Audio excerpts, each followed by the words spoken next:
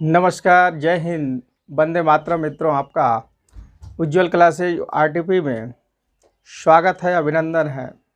आज हम इस वीडियो में जो topic DElEd first semester, third semester के छात्रों के लिए लेकर आए हैं, उस टॉपिक का नाम है अघोष और घोष। अघोष और घोष, इस टॉपिक पर हम आज चर्चा करेंगे, पढ़ेंगे और इसको समझने का प्रयास करेंगे कि हिंदी वर्णमाला में आने वाले जितने भी वर्ण हैं उनमें से कौन सा वर्ण अघोष वर्ण है और कौन सा वर्ण सघोष वर्ण है। तो आइए हम डीएलएड फर्स्ट सेमेस्टर एवं थर्ड सेमेस्टर के छात्रों के लिए हमारा जो हिंदी विषय है उस हिंदी विषय में घोष अघोष इन वर्णों को पढ़ने का प्रयत्न करेंगे। देखिए, घोष अघोष जो टॉपिक है या हिंदी के विषय में तो आता ही है, साथ साथ में संस्कृत जो विषय है उस संस्कृत विषय में भी इस टॉपिक से संबंधित आपके पाठ्यक्रम में दिया हुआ पैराग्राफ है। तो आज इसको हम अभी हिंदी में समझ लेते हैं। तो समझ लीजिए कि यह हिंदी विषय के साथ साथ संस्कृत विषय में भी अगर घोष और अघोष संबंधी कोई भी वर्ण आता है तो उसको आसानी से हम कर सकते हैं। इसके अतिरिक्त जब आप टेट की परीक्षाएं देंगे, सुपर टेट की परीक्षाएं देंगे, तो हिंदी विषय हो या संस्कृत विषय हो, ऐसे विषयों में भी इस टॉपिक से संबंधित वर्ण दे करके पूछ लिए जाते हैं कि इसमें से कौन सा वर्ण घोष है और कौन सा वर्ण अघोष है। तो हम सबसे पहले ये जानना चाहेंगे कि अघोष का मतलब क्या है और घोष का मतलब क्या है। अघोष, घोष, घोष को ही क्या कहते हैं, सघोष भी कहा गया है। घोष को ही सघोष भी कहा गया है। अघोष, तो देखिए यहाँ पे पहला जो टॉपिक है वह है अघोष। ठीक है, अघोष। तो इसकी परिभाषा क्या होगी। अ माने क्या होता है, अ माने नहीं, अ माने नहीं, और घोष माने होता है ध्वनि या कंपन। तो अघोष की परिभाषा यह होगी कि जिन वर्णों को बोलने में हमारे स्वर तंत्रियों में कंपन न हो, और जब हमारे स्वर तंत्रियों में किसी प्रकार का कोई कंपन नहीं होगा, कोई ध्वनि नहीं होगा, कोई नाद नहीं होगा, और जिस वर्णों का उच्चारण होगा, तो ऐसे जो वर्ण है वह जो है अघोष के अंतर्गत आते हैं। जब हमारे स्वर तंत्रियों में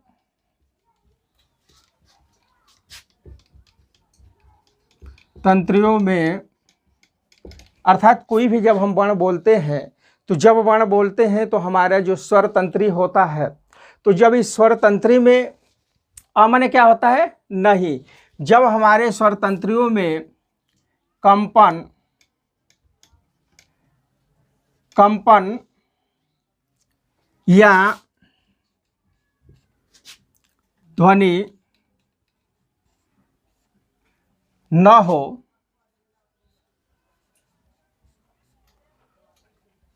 तो जब हमारे स्वर तंत्रियों में ध्वनि या कंपन न हो, उस समय हमारे मुख से जो वर्ण निकलते हैं ऐसे वर्णों को ही हम अघोष वर्ण कहते हैं। जब हमारे स्वर तंत्रियों में कंपन या ध्वनि न हो तो उस समय जो वर्ण हमारे मुख से निकले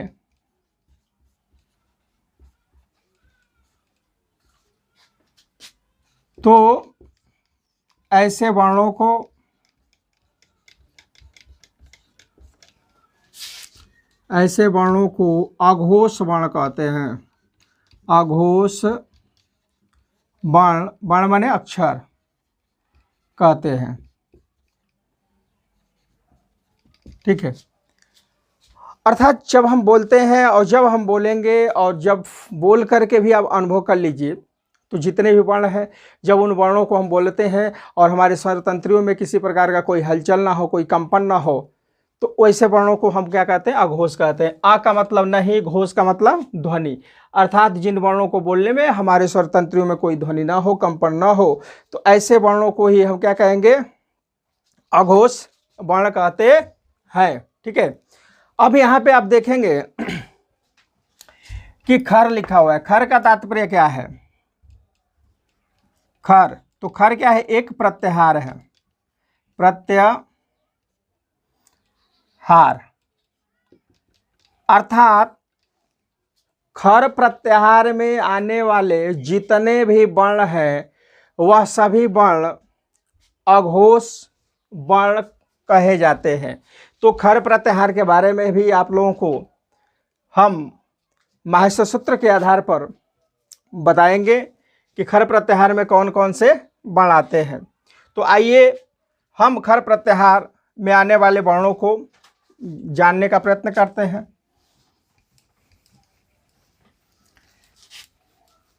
देखिए, खर जो प्रत्याहार है इसको कैसे बनाया जाएगा, तो हमने आप लोगों को माहेश्वर सूत्र के बारे में पहले ही बता चुके हैं। माहेश्वर सूत्र, तो देखिए माहेश्वर सूत्रों की जो संख्या है वह कितनी होती है? 14 होती है। पहला हो जाएगा आ ई उ ण, दूसरा रि लृ क, तीसरा ए ओंग, ए ओंग, ठीक है, चौथा ऐ औ छ, पांचवा अयुण रिलिका एवंगा एवच हाय वारटा लण, ठीक है, ह य व र ट, छठवां हो जाएगा लण, सातवां यमगणनम, य म अंग ण न म, यमगणनम, आठवां झभय, झ भ य, नौवां घड़धस, घ ढ ध स, घड़धस, ठीक है, दसवां जब गड़दस, ज ब ग ड द स, जब गड़दस, 11वां हो जाएगा ख फ छ ठ थ च ट त व, खफ चटतव, 12वां कपया, सससर, श स स, सससर, ठीक है, और 14वां हो जाएगा हल। तो माहेश्वर सूत्र को आप समझ लीजिए। अयुणा रिलेका एवंगा एवच हयवारटा लण यमगणनम झभय घड़धस जबगड़दस खफशटतवा कपया सससर हल, ये होता है 14 माहेश्वर सूत्र।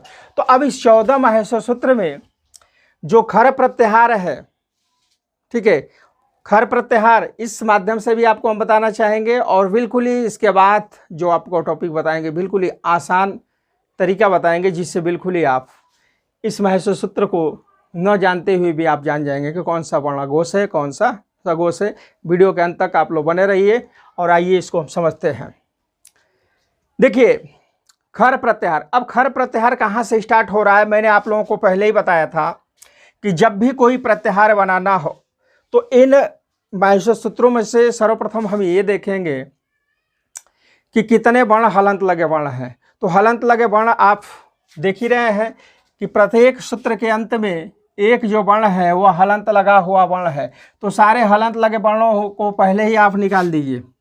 सभी वर्णों को हम रेखांकित कर लेते हैं, गोलाकार में भर लेते हैं। अर्थात यह जो वर्ण है जिसके नीचे हलंत लगा हुआ है, हलंत लगा देने मात्र से यह वर्ण जो है आधा हो जाते हैं, अर्थात इसमें से स्वर हट जाता है। तो ऐसे वर्णों की गणना प्रत्याहार में नहीं की जाती है। तो ये जो हलंत लगे वर्ण है इनकी संख्या कितनी बताई गई है? 14। महसूर सूत्रों की संख्या कितनी है? 14। तो इसमें हमको क्या बनाना है? खर प्रत्याहार। चलिए यहाँ पे देखेंगे खर प्रत्याहार, खर प्रत्याहार बनाना है। ठीक है, अब खर प्रत्याहार में देखिए कौन कौन से वर्ण आ रहे हैं। तो खर प्रत्याहार बनाने के लिए सर्वप्रथम ये देखेंगे कि वर्ण कहाँ से स्टार्ट हो रहा है। तो ख से स्टार्ट हो रहा है, लास्ट वर्ण क्या है? र है, तो ख से र तक जाएंगे। ख को ढूंढिए, कहाँ है ख? देखिए ख कहाँ मिल रहा है, इस तरह से आप देखेंगे तो ख आपको कहीं ना कहीं मिल जाएगा। कहाँ मिलेगा? एक कदम आप चलेंगे ग्राह्य सूत्र में तो ख मिल जाएगा। तो देखिए ख यहाँ से स्टार्ट हुआ और र तक हमें जाना है। र कहाँ है? देखिए यहाँ पे र कहाँ है? लास्ट में र हमें ढूंढना है, तो र आप आएंगे तो र यहाँ मिल गया। ठीक है, तो अब इन यहाँ ख से और र तक के बीच में आप सर्वप्रथम ये देखेंगे कि हलंत लगे कितने वर्ण हैं, उनको निकाल दीजिए। तो इसमें हलंत लगे वर्ण, इसको आपने निकाल दिया। इसमें हलंत लगे वर्ण, इसको आपने हटा दिया। इसमें हलंत लगे वर्ण ये है। तो इन सारे वर्णों को आपने हटा दिया, तो शेष जो वर्ण बचते हैं उसको हम गिन लेंगे। तो ये हो जाएगा 1 2 3 4 5 6 7 8 9 10 11 12 और 13। अर्थात खर प्रत्याहार में आने वाले जो वर्ण हैं ख फ छ ठ, ठीक है, थ च ट त ट त क प क प, फिर इसके बाद है स स स, यानी ये बड़ा वाला स, ये वाला स और ये वाला स। अर्थात ये जो वर्ण है, ठीक है, ये जो वर्ण है ये सभी वर्ण किस प्रत्याहार में आ रहे हैं? तो खर प्रत्याहार में आ रहे हैं। और खर प्रत्याहार में आने वाले जितने भी वर्ण हैं इन सभी वर्णों को अघोष वर्ण कहा गया है। देखिए ये सभी वर्ण क्या हो जाएंगे? अघोष वर्ण। हिंदी वर्णमाला में टोटल व्यंजन वर्णों की संख्या कितनी है? 33। तो 33 में से आपने इतने जो वर्ण हैं जिनकी संख्या कितनी बताई गई है? 13। तो जो 13 वर्ण है, यह 13 जो वर्ण हो जाएंगे यह आपका हो जाएगा अघोष वर्ण। ठीक है, यह जो 13 वर्ण हो जाएगा यह अघोष वर्ण है। अ माने नहीं, घोष माने ध्वनि। तो जिन वर्णों को बोलने में हमारे स्वर तंत्रियों में किसी प्रकार का कोई कंपन न हो, ऐसे वर्णों को हम अघोष वर्ण कहते हैं, जिनकी संख्या कितनी है? 13 है। अर्थात क से ह तक के जो वर्ण बताए गए हैं हमारे सूत्र में, आप देखेंगे लास्ट वर्ण क्या है? ह है। तो इसी आधार पर चाहे वह हिंदी का पेपर हो या संस्कृत का पेपर हो, आपको व्यंजन वर्ण सिर्फ और सिर्फ 33 ही मिलेंगे। और उन 33 व्यंजन वर्णों में से जो 13 वर्ण हो रहा है व्यंजन वर्ण, वह 13 व्यंजन वर्ण जो खर प्रत्याहार के अंतर्गत आते हैं, ऐसे वर्णों को हम क्या कहते हैं? अघोष वर्ण कहते हैं। ठीक है, अब हम देखेंगे घोष या सघोष। घोष का मतलब क्या होता है? ध्वनि। सघोष का मतलब स माने सहित, घोष माने ध्वनि, कंपन सहित या ध्वनि सहित। तो जिन वर्णों को बोलने में या जिन वर्णों का उच्चारण करने में हमारे स्वर तंत्रियों में कंपन हो या अल्प मात्रा में कंपन हो, ध्वनि हो, तो ऐसे वर्णों को ही हम क्या कहते हैं? सघोष कहते हैं। ठीक है, अर्थात घोष का मतलब ध्वनि। तो जिन वर्णों का उच्चारण करने में हमारे स्वर तंत्रियों में कंपन हो, जब कंपन होता है और उस समय हमारे मुख से जो वर्ण निष्कासित होते हैं, तो ऐसे वर्ण क्या होते हैं? सघोष होते हैं या घोष होते हैं। और जब हमारे स्वर तंत्र में कंपन किसी प्रकार का नहीं होगा, ध्वनि नहीं होगा, तो ऐसे वर्ण क्या होंगे, अघोष होंगे। तो आइए हम समझते हैं कि सघोष वर्ण क्या है। तो सघोष वर्ण में भी आप देख रहे हैं एक हंस आपको दिखाई दे रहा है। तो हंस का मतलब क्या है, हंस एक प्रत्याहार है, यानी यहां से आप देख रहे हैं यहां से यहां तक के जो वर्ण है खड़ में, तो ये सारे वर्ण को महर्षि पाणिनि जी ने सिर्फ एक शब्दों में कह दिया खर। तो प्रत्याहार का मतलब क्या होता है, वर्ण समूहों के संक्षिप्त कथन को ही क्या कहेंगे, प्रत्याहार कहेंगे। तो इसमें से देखेंगे हंस जो है यह एक प्रत्याहार है, और हंस प्रत्याहार में आने वाले जितने भी वर्ण हैं वह सभी वर्ण क्या होंगे, सघोष होंगे या घोष होंगे। तो आइए हंस प्रत्याहार को जानने का प्रयत्न करते हैं कि हंस प्रत्याहार कैसे बनेगा और हंस प्रत्याहार में आने वाले वर्ण कौन कौन से होंगे। ठीक है, हंस प्रत्याहार, यहां से अब देखिए हंस प्रत्याहार। तो प्रत्याहार लगभग आपको बनाने आ गया होगा, सभी लोग आप प्रत्याहार बना लेंगे। माहेश्वर सूत्र अगर आपको याद है तो प्रत्याहार बनाना बिल्कुल ही आसान है, और संधि हो या फिर अल्प प्राण हो, महाप्राण हो, घोष अघोष हो, ऐसे टॉपिक को पढ़ने के लिए आपको सर्वप्रथम माहेश्वर सूत्र को जानना अति आवश्यक है। तो हंस प्रत्याहार को देखते हैं। ह कहाँ स्टार्ट हो रहा है, ह देखेंगे तो ह यहाँ से स्टार्ट हो रहा है। स, तो स आप देखिए कहाँ है, श, तो इसको हटा देते हैं। श को आप देखेंगे, श कहाँ है, हर्ष प्रत्याहार, ये सारे को हटा दी। तो ख से ह से और स तक के जो वर्ण होंगे वह हंस प्रत्याहार के अंतर्गत आएंगे। तो ह ये हो गया, बड़े वाले स को देखेंगे तो बड़ा वाला स यहाँ पे आपको दिखाई दे रहा है। इस स से मतलब नहीं है, क्योंकि यह जो स है इस स के अंत में हलंत नहीं लगा हुआ है, श यहाँ पे है। तो कहने का मतलब यह है कि किसी वर्ण पर हलंत इसलिए लगाया जाता है ताकि प्रत्याहार बनाने में बिल्कुल ही आसानी हो। तो प्रत्याहार बनाने के लिए महर्षि पाणिनि जी ने जो माहेश्वर सूत्र के अंत में जो वर्ण है उसमें हलंत लगा दिया है ताकि आसानी से हम प्रत्याहार बना सकें। तो यहाँ तक जो आप देख रहे हैं श, जबगढ़ श, यानी इस सूत्र का स्थान माहेश्वर सूत्र में 10वां है, 10 से 10वां स्थान है। तो यहाँ तक के वर्णों को हम गिन लेंगे। तो देखिए ह से और स तक 1 2 3 4 5 6 7 8 9 10 11 12 13 14 15 16 17 18 19 20, कितने वर्ण हो गए, 20। तो हंस प्रत्याहार में आने वाले जो वर्ण हैं उनकी संख्या टोटल कितनी बताई गई, 20। इसको लिख लेते हैं, ह, य, व, र, ल, ठीक है, या मंगणना, या म, अंग, ण, न, यमगणना, झभ, झ, भ, ठीक है, घटधस, तो घ, ढ, ध, क्योंकि हलंत लगे वर्णों को हटा देना है। फिर इसके बाद है ज, ब, ग, ड, द, इस स को हटाना है, जहाँ पे हलंत लगा है उसको हटा देना है। ज, ब, ग, ड, द, टोटल जो वर्ण हो जाएंगे आप इसको गिन लेंगे तो 1 2 3 4 5 6 7 8 9 10 11 12 13 14 15 16 17 18 19 और 20। तो हंस प्रत्याहार में आने वाले जो वर्ण हैं इन वर्णों को घोष वर्ण या सघोष वर्ण कहा गया है। ठीक है, सघोष वर्ण। तो सघोष वर्ण या घोष वर्णों की संख्या कितनी बताई गई, 20 बताई गई है। अघोष वर्णों की संख्या कितनी बताई गई है, तो आप यहाँ पे देख लेंगे 13 और ये हो जाएगा 20, तो ये हो जाएगा 33।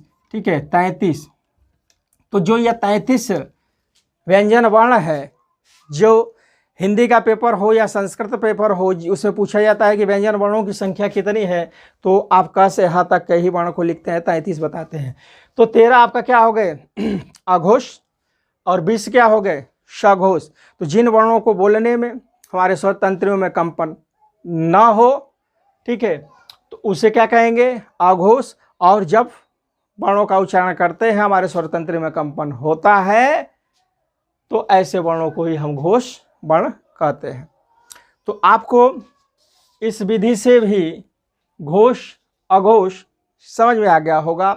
अब जो है एक मैं बिल्कुल ही आसान विधि आपको बता दे रहा हूँ, जिससे पूर्णतः आप जान जाएंगे कि कौन सा वर्ण घोष है, कौन सा वर्ण अघोष है। ठीक है, अब तो ये हो गया 33 व्यंजन वर्ण। अब बचते क्या है, तो आपके बचेंगे स्वर। तो जो स्वर है, कभी कभी क्वेश्चन से आ जाते हैं कि स्वर घोष है कि अघोष है। तो मैं आपको बता देना चाहता हूँ कि जितने भी स्वर हैं, अर्थात स्वरों की संख्या कितनी बताई गई है, 11। तो जो 11 हिंदी में स्वर बताए गए हैं, वह 11 जो स्वर है वह सभी स्वर क्या होते हैं, तो सभी स्वर घोष होते हैं। सभी स्वर क्या होते हैं, तो सभी स्वर सघोष होते हैं। ठीक है, सभी स्वर सघोष होंगे। तो आइए हम आगे पढ़ते हैं और जानने का प्रयत्न करेंगे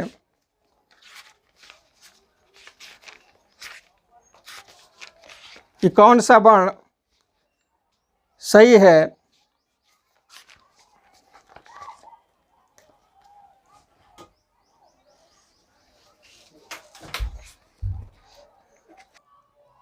दूसरे विधि से घोष सघोष वर्णों के बारे में हम लोग जानने का प्रयत्न करेंगे, जो बिल्कुल ही आसान विधि है। और इस विधि के माध्यम से आप बिल्कुल ही आसानी से जानेंगे कि कौन सा वर्ण घोष है और कौन सा वर्ण अघोष है। अगर एक क्वेश्चन से आ जाता है कि किस प्रत्याहार में सभी वर्ण अघोष होते हैं, तो आपका आंसर होगा खर प्रत्याहार। किस प्रत्याहार में आने वाले वर्ण जो है सघोष या घोष होते हैं, तो उसका आंसर होगा हंस प्रत्याहार। ठीक है, तो ये जो प्रत्याहार है, प्रत्याहार विधि से हमने आप लोगों को घोष अघोष के बारे में बताया। अब जो है बिल्कुल ही आसान विधि, जो वर्गों के अंतर्गत आने वाले वर्ण विधि से हम इस घोष अघोष को जानेंगे। तो जो 33 व्यंजन जो वर्ण है, अब इन 33 व्यंजन वर्णों में से आपको मैं पहले ही बता चुका हूँ कि जो स्वर होते हैं, स्वर, तो स्वर की जो संख्या है वह कितनी बताई गई, 11। आ, छोटी, बड़ी, डैश, अव तक। तो ये जो अव तक के वर्ण है, ये इसकी संख्या कितनी हो जाएगी, 11। तो ये सभी जो स्वर है वह सभी स्वर क्या होते हैं, सघोष होते हैं या अघोष होते हैं। ठीक है, लेकिन इसमें से एक जो स्वर है, यानी इसके अतिरिक्त जो अयोगवाह वर्ण है, जो विसर्ग होता है, विसर्ग, विसर्ग का मतलब होता है आह। तो ये जो वर्ण होता है आह, जब इसको हम बोलते हैं तो कौन सी ध्वनि आ रही है लास्ट में, हा। तो जो हा आएगा वह अघोष में आ जाएगा, यानी कि जो यह विसर्ग वाला जो स्वर है यह अघोष होगा। इसके अतिरिक्त सारे जितने भी स्वर हैं लेखन के आधार पर या उच्चारण के आधार पर, वह सभी वर्ण घोष हो जाएंगे। सिर्फ एक वर्ण अह जो है यह अघोष होगा। तो आपने स्वरों के बारे में जान लिया। अब जो हमारे 33 व्यंजन वर्ण है, इसको हम जानने का प्रयत्न करेंगे। तो जो 33 व्यंजन वर्ण है, इसको हम वर्गों में विभाजित कर लेते हैं। तो वर्ग कितने होते हैं, तो वर्गों की संख्या 5 बताई गई है। का वर्ग, ठीक है, क, च, ट, त, प। क वर्ग, च वर्ग, ट वर्ग, त वर्ग और प वर्ग, क, च, ट, त, प। अब इस वर्गों के अंतर्गत जो आने वाले वर्ण हैं, तो ये सभी जो वर्ण है यह स्पर्श व्यंजन के अंतर्गत आते हैं। ठीक है, स्पर्श व्यंजन।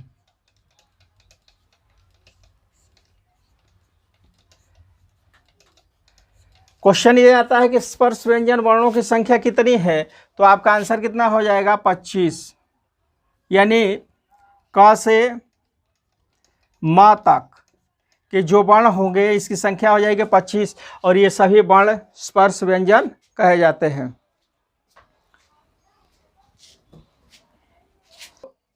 हिंदी वर्णमाला में घोष अघोष पढ़ने के लिए हम वर्ग के अंतर्गत सभी वर्णों को, अर्थात क से म तक के वर्णों को बांट लेते हैं। तो इसमें आ जाएगा क, ख, ग, घ, ङ, ठीक है। फिर च, छ, ज, झ, य, ट, ठ, ड, ढ, ढ, ळ, त, थ, द, ध, न, और ये हो जाएगा प, फ, ब, भ और म। तो ये जो क से म तक के वर्ण है, इनको व्यंजन वर्णों के अंतर्गत स्पर्श व्यंजन के नाम से जानते हैं। अब इसमें से कौन सा वर्ण घोष है, कौन सा अघोष है, तो इसको हम जो है अंकों से निर्धारित कर लेते हैं। 1, 2, 3, 4 और 5 भागों में इसको बांट देते हैं, ठीक है। 5 भागों में इसको बांट करके अब जानते हैं। तो देखिए, इसके लिए बिल्कुल ही आसान एक ट्रिक मैं बता दे रहा हूँ, यानी पहला और दूसरा, इसको क्या बोलेंगे? अघोष, ठीक है। और तीसरा से ये जो पांचवा है, इसको बोलेंगे सघोष या घोष, सघोष या घोष। तो इसका मतलब क्या है, इसको हम कैसे याद करेंगे? यानी इसके लिए बिल्कुल ही आसान ट्रिक है आप लोगों के लिए। जो यह वर्ण है, अर्थात इधर का क और ख, च, छ, ट, ठ, त, थ, प, फ, तो इसके लिए हमने पहला और दूसरा इसको 2 मान लेते हैं, ठीक है। तीसरा, चौथा, पांचवा अर्थात इसको 3 मान लेते हैं। और ये आ से आघोष, तो इसको आ कर देते हैं। स से सघोष, यानी इसको स कर देते हैं। तो अस 23, ये शब्द याद कर लेंगे, अस 23। अस 23 का मतलब कि क से म तक के वर्णों को हम 5 वर्गों में विभाजित कर देंगे। और आप खुद अपने दिमाग में बैठा लीजिए कि अस 23 का मतलब क्या है, यानी वर्गों का जो पहला और दूसरा, जो वर्ग के अंतर्गत आने वाले जो वर्ण है पहला और दूसरा, तो इसमें जो 2 ये चिन्ह है, 2 वर्ग के अंतर्गत, यानी कि इन दोनों खानों में आने वाले जितने वर्ण हैं, इसको हम बोलेंगे अघोष। और इसके बाद इसमें आने वाले जो वर्ण है, अर्थात इसकी संख्या 1, 2, 3, 1, 2, 3, और इसकी संख्या 1, 2, तो इसको बोलेंगे 2 और इसको बोलेंगे 3, यानी अस 23। अस 23 इस तरह से याद कर लेते हैं तो आपके दिमाग में बैठ जाएगा कि कौन सा वर्ण घोष है, कौन सा वर्ण अघोष है। तो ये सभी वर्ण क्या हो जाएंगे? अघोष। ये सभी वर्ण घोष या सघोष वर्ण कहे जाएंगे, ठीक है। अब यहाँ पर हम थोड़ा सा और आगे बढ़ते हैं। म के बाद जो वर्ण बचते हैं वह उन वर्णों की संख्या क्या है? तो देखिए, म के बाद आपका क्या बनता है? म के बाद मछली म, इसके बाद य, र, ल, व, यरलवा, अर्थात यण प्रत्याहार में आने वाले वर्ण। म के बाद क्या बनेगा? य, प, फ, ब, भ, म, य, र, ल, व, स, ऐसे चलेंगे। तो यरलवा, ये जो वर्ण है यह म के बाद स्टार्ट हो रहे हैं, तो ये सभी वर्ण किस में आ जाएंगे? सघोष में या घोष में, ठीक है। तो अब इसके अतिरिक्त अब आप देखेंगे कि जो वर्ण बचता है, यानी शल प्रत्याहार में आने वाले वर्ण, तो शल प्रत्याहार में आने वाले वर्ण हैं श, स, स और ह, स, स, स, ह, ठीक है। स, स, स, ह, तो उसमें से सिर्फ एक वर्ण को हमें ले लेना है यहाँ पे। कौन सा? ह को, ह वर्ण को ले लेना है, क्योंकि मैंने पहले ही बताया है कि ह का मतलब क्या होता है। जैसे आह, यानी कि अयोगवाह वर्ण के अंतर्गत जब अयोगवाह वर्ण को बोलते हैं तो इस ह वर्ण का एक तरह से उच्चारण हो रहा है, तो ये ह जो आपका आ जाएगा सघोष में आ जाएगा, ठीक है, घोष में आ जाएगा। तो ये जो वर्ण हो जाएंगे यह घोष या सघोष हो जाएंगे, यह वर्ण जो हो जाएंगे अघोष हो जाएंगे, ठीक है। यहाँ पे बिल्कुल इसको आसानी से आप जान जाएंगे। देखिए म तक तो ही है, यहाँ से ये 3 हो जाएगा आपका सघोष या घोष, ये 2 हो जाएगा आपका अघोष। इसके बाद म के बाद या र ल व, और इसमें से सिर्फ और सिर्फ एक वर्ण को ले लेना है, ह को, और ये 3 वर्ण इसमें छोड़ देना है।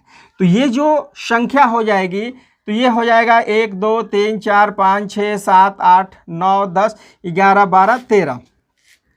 तो अघोष वर्णों की जो संख्या है, अघोष वर्णों की संख्या कितनी हो जाएगी? 13। अब इसके अतिरिक्त जो घोष वर्ण है, घोष या सघोष वर्ण, तो सघोष वर्णों की संख्या कितनी हो जाएगी? 20। 1 2 3 4 5 6 7 8 9 10 11 12 13 14 15 16 17 18 19 20। इस विधि से भी आप जान गए, बिल्कुल ही आसान विधि है। तो इधर वाले जितने भी वर्ण हैं वह सघोष या घोष वर्ण हो जाएंगे, और इधर के वर्ण जो है अघोष हो जाएंगे। इसको ऐसे भी जान सकते हैं जैसे 12 यानी 1 2 यानी इसका मतलब 12, ठीक है। तो 12 नंबर के जो वर्ण आएंगे क से और म तक के जो वर्ण हैं, पांचों वर्गों में 12 तक के जो वर्ण होंगे वह अघोष हो जाएंगे, ठीक है। अघोष यानी म तक के, यहाँ तक के वर्ण नहीं बता रहे हैं हम आपको, सिर्फ यहाँ से और यहाँ तक, यानी कि पहला और दूसरा, इसका मतलब 12। तो इसमें आने वाले जो वर्ण है फ तक, क ख च छ ट थ त थ प फ, यह क्या हो जाएंगे? अघोष, ठीक है। और इसके अतिरिक्त स स स स, ये जो वर्ण हो जाएंगे ये अघोष के अंतर्गत आएंगे। तो इसमें आप देख ही रहे हैं, इसमें आने वाले वर्णों की संख्या 10 हो जा रही है। 12 नंबर में देखिए 10 वर्ण हो रहा है यहाँ तक, और ये 3 वर्ण तो कितने हो जाएंगे? 13 वर्ण। ये 3 जोड़ेंगे तो कितना हो जाएगा? 13 वर्ण हो जाएंगे आपके अघोष। और इसके बाद 345, 300 जो 45 है, तो 345 में ग से म तक के वर्ण लेंगे। ग से म तक कि जो वर्ण हो जाएंगे इनकी संख्या 15 हो जा रही है, ठीक है। और इसके बाद म के बाद य र ल व, और ये जो ह है इसमें का एक ह हम इधर ले लिए हैं, ठीक है। तो इसमें का शल प्रत्याहार का ह इधर जोड़ दिया गया। तो जो सघोष वर्ण है, सघोष वर्ण, तो सघोष वर्ण अर्थात 345, 345 ये सघोष वर्ण है जिनकी संख्या कितनी बताई गई? 20। तो 13 20 हो जाएंगे 33। तो ये जो 33 वर्ण है, इस तरह से भी आप घोष अघोष वर्णों को बिल्कुल ही आसान तरीके से भी जान सकते हैं। सारे स्वर आपको पहले ही मैंने बता दिया है कि वह सभी स्वर घोष या सघोष होते हैं, उसमें का सिर्फ अह स्वर वर्णों को छोड़ करके, ठीक है। इस तरह से आप इस वीडियो के माध्यम से आपने घोष अघोष वर्णों को समझने का प्रयत्न किया। अगर यह वीडियो आपको अच्छा लगा होगा, मेरे इस वीडियो के माध्यम से आपने अघोष घोष जो यहाँ का टॉपिक है इसको थोड़ा सा भी समझे होंगे और आपको अधिक से अधिक या अच्छा लगा होगा, तो प्लीज़ हमारे चैनल उज्ज्वल क्लासेज RTP को सब्सक्राइब करें और कमेंट के माध्यम से हमें बताइए कि DLED first semester third semester के जो छात्र हैं